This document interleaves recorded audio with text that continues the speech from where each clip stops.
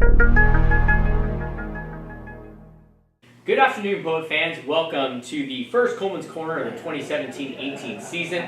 I'm Lance Franey, Associate Athletic Director for Communications, and I'm joined by Executive Director of Athletics and Special Assistant to the President, Robert Coleman. Rob, thanks for joining me today. Thanks for having me, Lance. Appreciate it. So we have a lot to go over here within athletics, a lot going on over the summer, and we've already started here with the fall sports. We have some coaching hires, facility updates, looking into the fall sports. Then at the end of the show, we have a special guest that's going to be joining us. So let's get started. First off, the talk has been about the renovation and the project of Wallace Chief Newman Field and the Aubrey Bonham track. It started the day after graduation, ended mid-August. What went into this project and what kind of changes were made to it?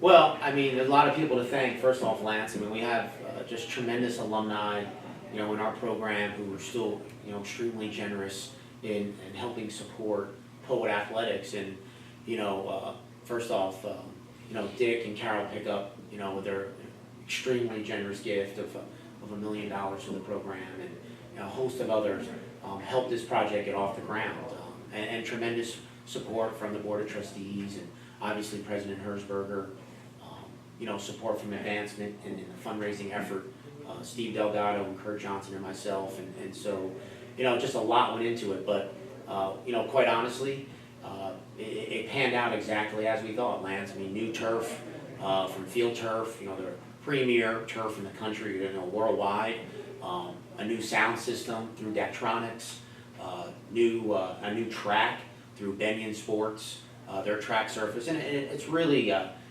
premier facility, and it allows our student athletes to compete at the highest levels. And we really put a great effort into track and field over this past year with Robert Neely and Aaron Lund with their recruiting, and where we can go in that program. So the track was essential in moving the program where we wanted to go. And so we're just super excited. I think the student athletes are, because now men's and women's soccer down there, and lacrosse has a really nice field when they get back out here. And so, once again, it's just great to see the folks who understand the importance of athletics on our campus and continuing to, provide the best. And we're actually going to be hosting one of the Sky meets here as well later in April, I believe. That's correct. Okay. Yes. Now, with Dick and Carol Pickup, Yep. them helping out with their generous donation, some of that money was used inside here within the gym, making some changes here with some of the rooms that we have, some signage. Can you discuss some of those updates that we're going to have, along with maybe the new stadium seating and closed batting cages and press box addition at Memorial Field out of baseball? Yeah, I mean, baseball's a little different, but yeah, we did use some monies towards our new team meeting room, and changed out. It used to be a dance room here on this level, and now it's fully carpeted with new chairs, tables in there, a new monitor system for our teams to really go through their scouting reports effectively. And I think it's really a beneficial room. It's something that we've been a little tight in space here, but now with K&S moving out into the new science building downstairs, we moved the dance room, so we haven't taken away from the non-student athlete on campus to still have a facility and an area to do their types of events. But now we have a really, really nice area that football doesn't have to go all over campus trying to find a spot, and it fits a big or a small team. So really, really happy with that. And we got that done for a really reasonable price, and as you've seen the room, I think it came out really nice. It really did, and our Poet Student Athlete Leadership Academy is going to be using that as well. A lot of new projects they plan on doing. Great meeting space.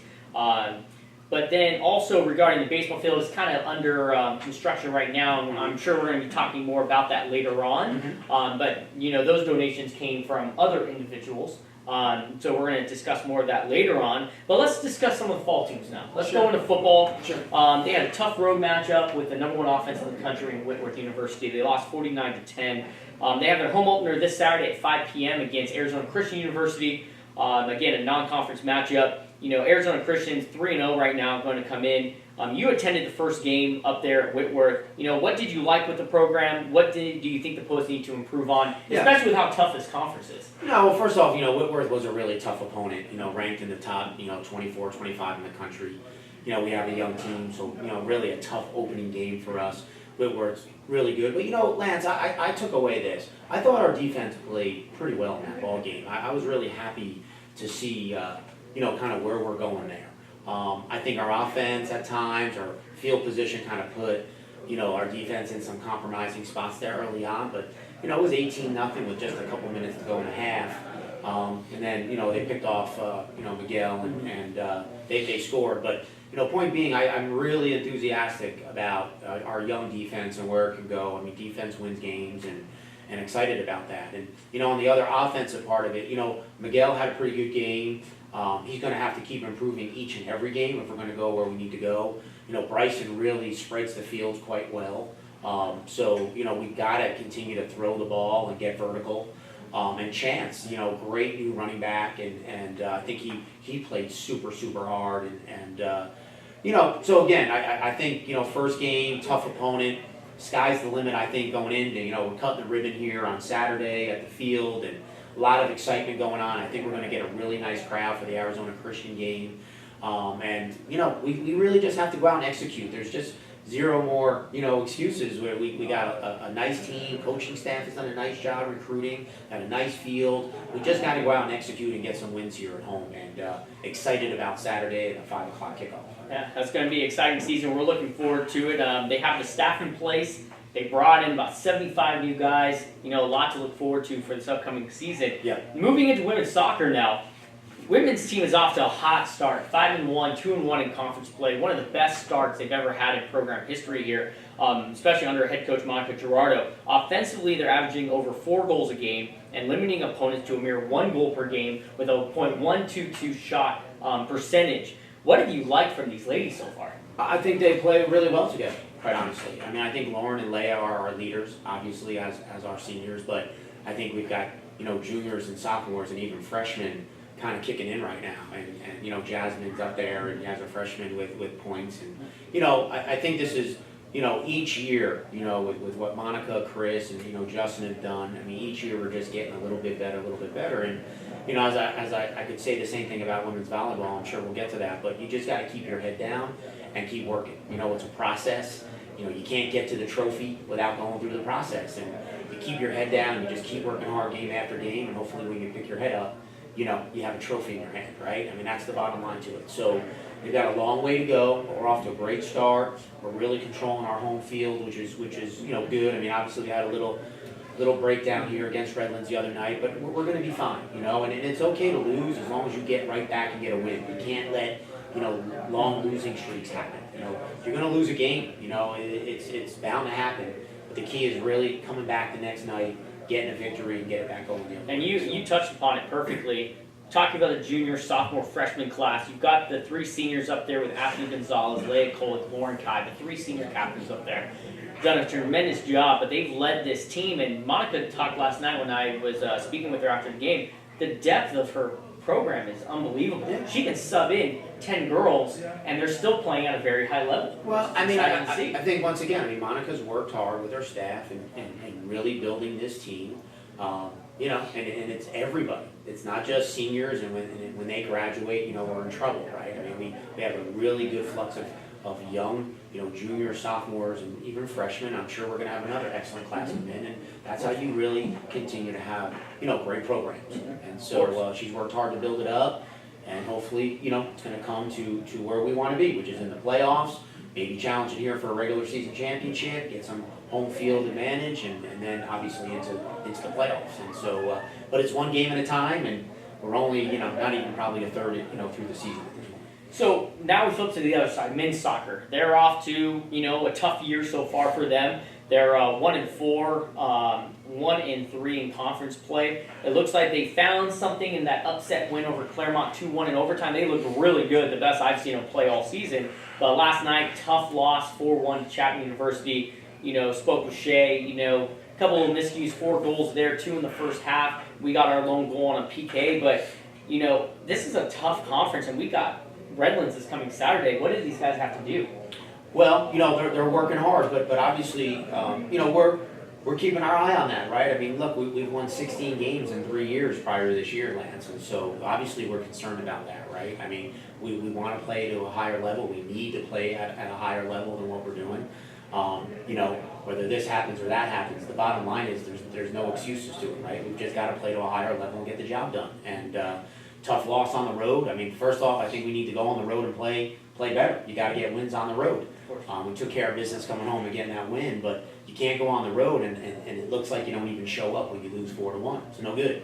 And whether we missed certain goals we should have scored or whatever, you know, execution is a huge part of being successful. And that's the difference of what volleyball's done to date or women's soccer has done to date compared to where the men are. You've got to execute. And so, you know, we have a great opportunity with the best team in the conference, one of the better teams in the country coming in here.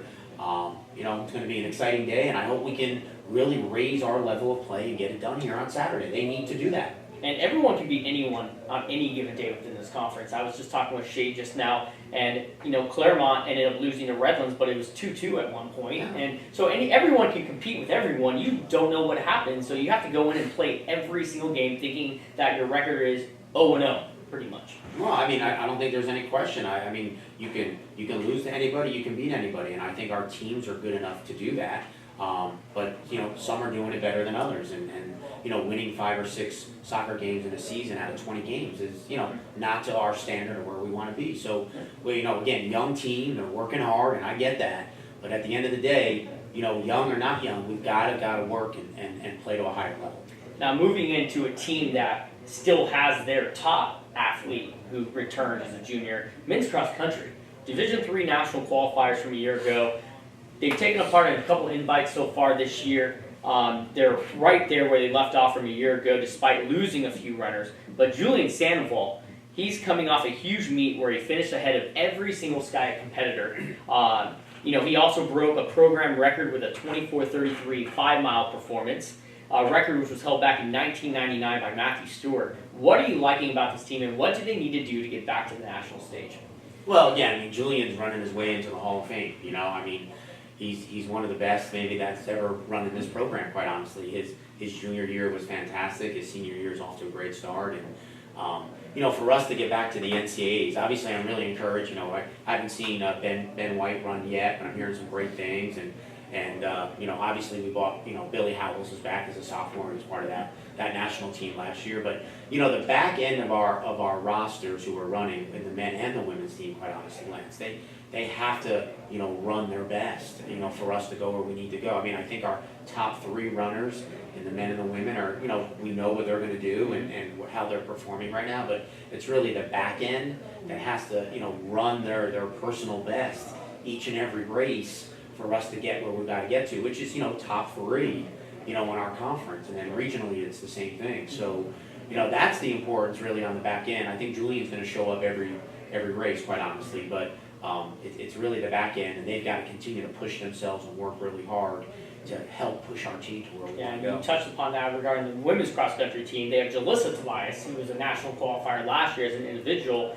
But again, in a couple of weeks, we've got Sky multi-duels. Do you think both of these teams can make a big impact in those? Well, in those I mean, games? again, I think so. I mean, I think Jessica's running just as well. I mean, she's up there as well. She's really pushing herself. I saw the article you wrote, you know, the other day about that. So people are trying to run their personal best, and you know, we're gaining momentum. We're working really hard in practice. So yeah, I would think once again that the multi-duels is where you really want to put it all out there on the table, and then really get ready for the championships, which is what, like 3 or 4 weeks after that. So yeah, I mean, Greg's been through this long enough. He knows how to get them to where they need to get to. He's pushing them. And, you know, I think the sky's the limit. Again, if the back end of our roster can really run to like a personal best kind of time, I think we're going to be in really, really good shape. That's great. Now, moving into volleyball, back into the gym. Volleyball's having a huge year, earned a Division III national ranking, number 30 in the country. The first time ever a volleyball program has ever been nationally ranked. They also upset the number 10 ranked team in the country in Trinity at the California Invitational. That's the highest ranked team ever that the boys volleyball team has ever upset. And they're off to a hot start with an 8-3, 2-1 conference record. They've won 6 of the last 7, and they have a big matchup coming up here against Cal Lutheran this Saturday at 6 p.m. And Cal Lutheran's coming in on a 5-game losing skid right now. And I can tell you, Rob, we battle Cal Lutheran every year here at home. But what have you seen from them, from this squad? And this is a tough conference. You know, how can they make this guy postseason tournament? Well, one of the best conferences in the country, quite honestly, in the sport of volleyball. Mhm. Again, credit to Chris. He knew he had a good team, but he added some really nice pieces. Adding Mackenzie and Ashley have been huge. Added with the talent, they've all fit together really nicely right off the bat.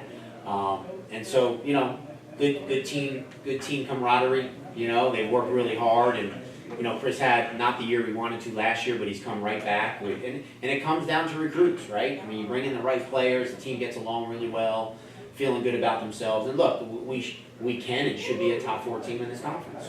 We felt that for a while. I think we have a team to do it, but like I said, there's a process to it. We haven't even got through the month of September, so we're nowhere yet. But if they keep working the way they're working and playing the way they're playing, when we get to the end of October, you might see us as a top 4 team and have a playoff shot. And so, you have to be able to win the games that you're supposed to win. Yeah, and so far they're doing that, Lance. I mean, Kalu, my goodness, what a tradition. Coming in here, we do battle them here all the time. A really good team, can go up there and battle them as well, right? You got to be able to battle home and away, and so they're on their way. We had a little loss, but they got right back at it and got a victory. And so, there's going to be a big test for us Saturday, and hopefully the ladies are up for it, and I think they are. I think they understand what's at stake here and what we're trying to do here, and like I said, I think we've got some really nice talent on that team right now. So moving over to the pool now, men's water polo, the last team to discuss here during our Coleman's Corner. They were off to a rough start, 1-7 to start the season off, but last night won 7-6 over Pomona Pitzer. They went 11-0 in conference play last year, won the SCIAC championship title last year. What an amazing game that was. I know you were there, packed house, the best granted I wasn't at the game, but the best that I've seen them play all season long. It's been tough matchups, they've had a tough schedule. Do you think this kind of schedule is good for this team that prepares them for conference play? Yeah, again, they start off 1-7. Playing a lot of Division I teams. You have a young team who's probably not used to that. So a tough start for a young team. But if you saw last night, where once again, young team Hans and Carlos step up. They score 5 of the 7 goals. That's really encouraging. It's really encouraging. I like the way the SCIAC is set up now with 2 games pretty much against every opponent. You really get a true winner from the regular season. I think that if we keep our head down and keep working hard, will we be a top 4 team? Yes, I would think we would be. But I will tell you, the way Marat played was fabulous in goal. And if he continues that consistent level of play for us in goal, we're going to be tough. We gave up 6 goals against the number 1 team in Division III. It's a sign. Look, we lose to MIT. They're ranked maybe 7th in the country, Division III, after some really tough Division I. I'm sure we were tired, a little down, and we come right back, and that's huge to get a victory at home because you go to Pomona and you already lost them once at home. It's going to be tough, right? But now we got the upper hand there, and that kind of calms the waters a little bit. We got a match against Oxy, I think, this weekend, and really get us going here in conference. So really encouraged. I'm encouraged with where we're going there, a young team, with volleyball, women's soccer.